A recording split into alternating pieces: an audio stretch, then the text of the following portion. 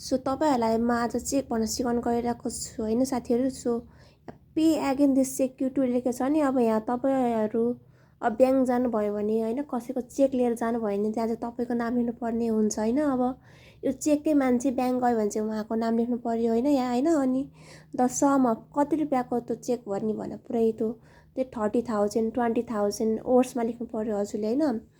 अनि यहाँ चाहिँ तपाईँको डे मन्थ इयरको मिति लेख्नु पर्यो।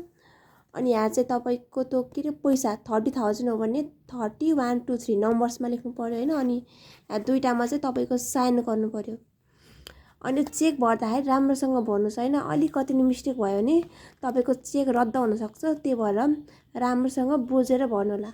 अलिकति मिस्टेक हुनु भएन। अब तपाईँलाई माथिपट्टि इङ्ग्लिसमा लेख्नुभयो र यहाँ तल नेपाली लेख्नु भयो भने यस्तो भएन। इङ्ग्लिस छ भने इङ्ग्लिसै पर्यो, यहाँ डेट नेपाली छ भने नेपाली लेख्नु पर्यो। यस्तो अलिकति मिस्टेक भयो भने तपाईँको चेक रद्द हुनसक्छ।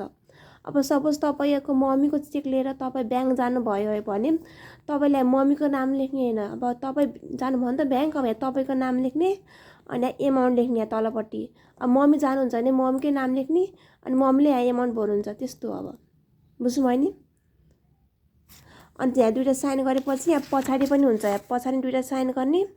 यदि 1 लाखभन्दा माथि छ भने चाहिँ दुइटा साइन गरेर नम्बर लेख्नुहोस् होइन। अब 20-30 हजार 5-6 हजार छ भने त दुइटा साइन गर्नु अनि यहाँ पनि दुइटा साइन गर्नु, यति भर्नु अनि यहाँ नि भर्नु अनि पुग्यो, यति नै हो।